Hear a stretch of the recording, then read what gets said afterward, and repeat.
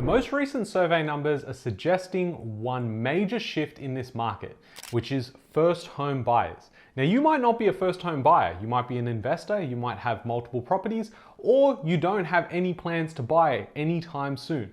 It is still very important to know why this shift is happening and how this can affect the property market in the next 24 months. If you're interested in what my thoughts are, definitely keep watching.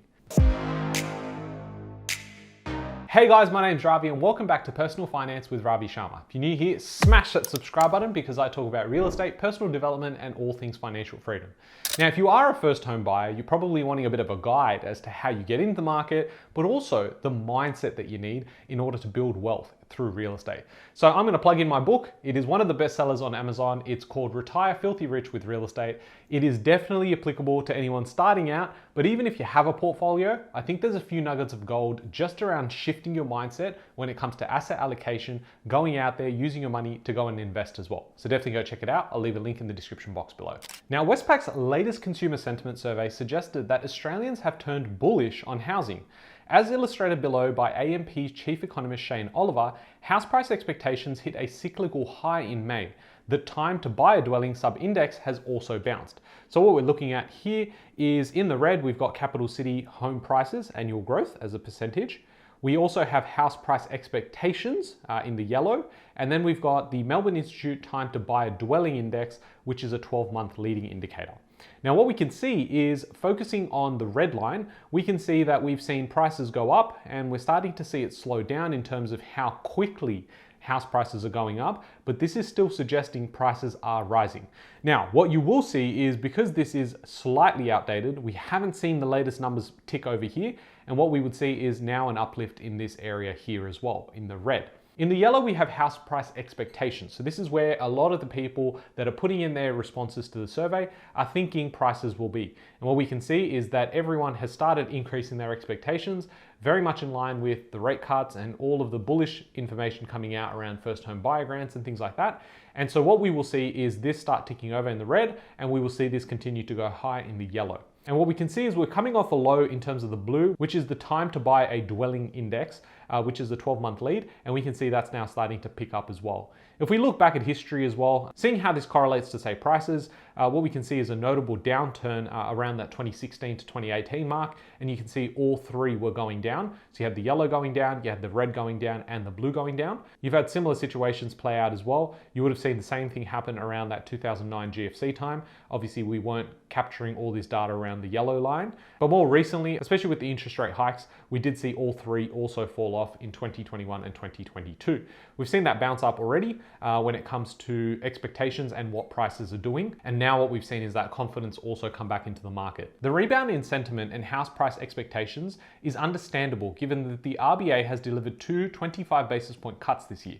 Financial markets and most economists also expect the RBA to deliver another 3 25 basis point cuts by the end of the year, which would lower the official cash rate to about 3.1%. So again, it's just fueling this market. Now we're headed into the rate cutting cycle. We're well and truly in it. And that is going to then cause a lot of people to have a lot more surplus money. And that usually goes into assets. And it doesn't necessarily have to go back into property. It can go into other things like shares and obviously in crypto as well. Now, a major thing that's going to play out in 2026 is what the Albanese government is suggesting is going to help a lot of first home buyers, but I'm going to explain why this could be a really big problem. So during the recent federal election campaign, the Albanese government announced that from the 1st of Jan 2026, all first home buyers will be able to purchase a home with only a 5% deposit without requiring lender's mortgage insurance. This would be achieved by the government guaranteeing 15% of all first home buyer mortgages. Analysis from Westpac's latest housing pulse showed that almost 1 in 6 young Australians have enough money saved to purchase a property under Labor's 5% deposit scheme. And what we can see here is the savings distribution for potential first home buyers. This is a share of customers aged between 25 and 34. What's really alarming here is how little people have saved in their bank account. You've got about 33% of people with less than $1,000 in their account. You then have about 35% at $1,000 to $10,000, and then that number drops off to 20% between $10,000 and $50,000. There's only less than 5% aged between 25 and 34 that have more than $50,000 in their account currently, which again is very alarming, but also makes a lot of sense given rents are so high and we have a cost of living crisis. Now, one of the major things that's holding a lot of first home buyers actually getting into the market is the high cost of rent. Because if you're a young person wanting to buy your first home, you're currently renting. You might be living with parents and that'd be amazing and you don't have to pay any rent, that would be good. But if you are renting right now and rents continue to go higher and higher over the last few years, it means that you can save a lot less now than you could save 5 or 10 years ago. So despite you making more, you're also on paper looking like you're actually saving a lot less, given that the cost of living crisis means that it costs a lot more to do anything, which means groceries and everything in between. So not only are first home buyers getting screwed over when it comes to rents because they increase, you also then have everything else costing a lot more and your wages haven't kept up with that. So with this 5% government scheme that's suggested to come out on the 1st of Jan 2026, it really does benefit those who can get into the market. Let me explain. If you have this scheme that kicks off on the 1st of Jan and you're able to get into the market because you satisfy the criteria, you have the 5% ready to go, you'll get a lot of benefit from that. But the people that really get benefit from something like this is everyone who can purchase between now and the 1st of Jan. The reason being is that you can get into the market knowing that there's incoming demand from the 1st of Jan. So anyone that knows that and can purchase right now are purchasing property. So they go ahead and they purchase property and let's say it's $600,000. You then have a pool of people that you're competing with. And let's say that pool now increases by 20%. But the supply of property is going the other way. So supply has gone from, let's say, 0 today to going down by 10%, whereas demand increases by 20% come 1st of Jan. You have a situation playing out perfectly for anyone that owns assets. To further emphasize this housing growth, you've got rate cuts happening and they're all happening before the 1st of Jan. So suddenly you've got people able to go and buy now, knowing that their rate cuts are coming, supply is low, and first home buyers are around the corner, which means demand's going to increase. So people are picking up property today, they go in for 600K, knowing it's probably going to grow by 5 to 10% before the next leg up in this market, because you have all this demand coming in. Now, those people that can buy on the 1st are still going to go in and FOMO in and buy. Why? Because this might be the only chance for a young person to go in and buy their own home, which is pretty crazy to think. But the reason why so many will jump at the opportunity to buy on the 1st of Jan is because 1, they get the ability to buy their own home, but 2, they also know that as long as this Albanese government is pushing out this scheme, it means that in 3 months, 6 months, 12 months, everyone that can go and purchase with a 5% deposit will still be able to buy. Which means if you can buy on the 1st, knowing in 6 months there's going to be a lot more buyers coming in, you have now a situation that's been orchestrated, maybe, by the government to say, I need prices to be much, much higher, and this is the perfect way to do it.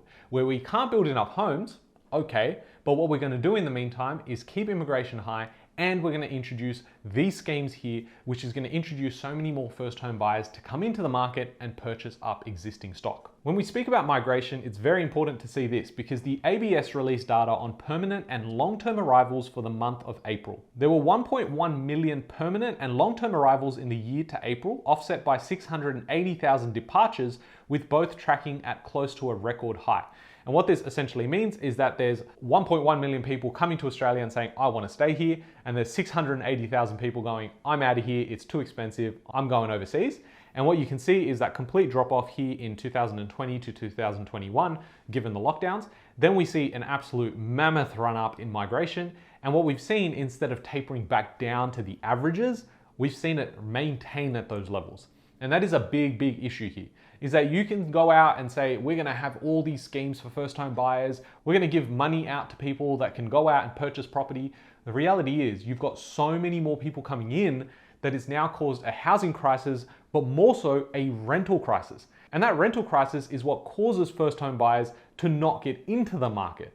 So if you think about it, there's more demand in rentals, which means, hey, rents go up. And it means that first home buyers that are trying to save and get into the market keep getting pushed further and further along because they can't save quick enough because their rents keep going up. Now, SQM Research released its rental vacancy rate for May, which fell 0.1% over the month to a historically low 1.2% nationally, which is the same level as last year.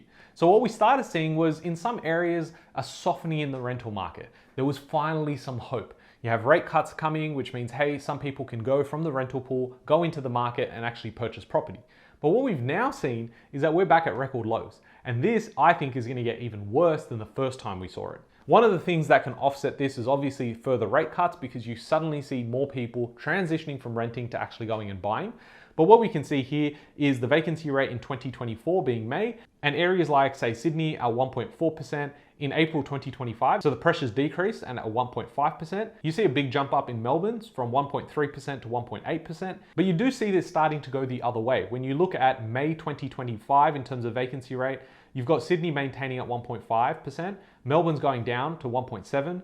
Brisbane is under 1%, which is wild. It joins Perth, which is at 0.7%.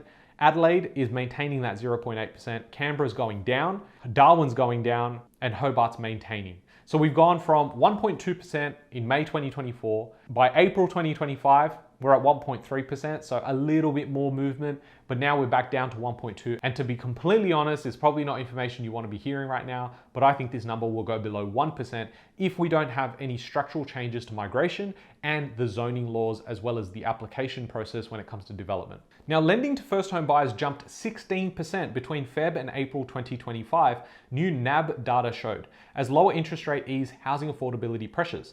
Interest rate cuts in Feb and May have also benefited the broader market, with lending to all owner-occupiers up 32% over the same period.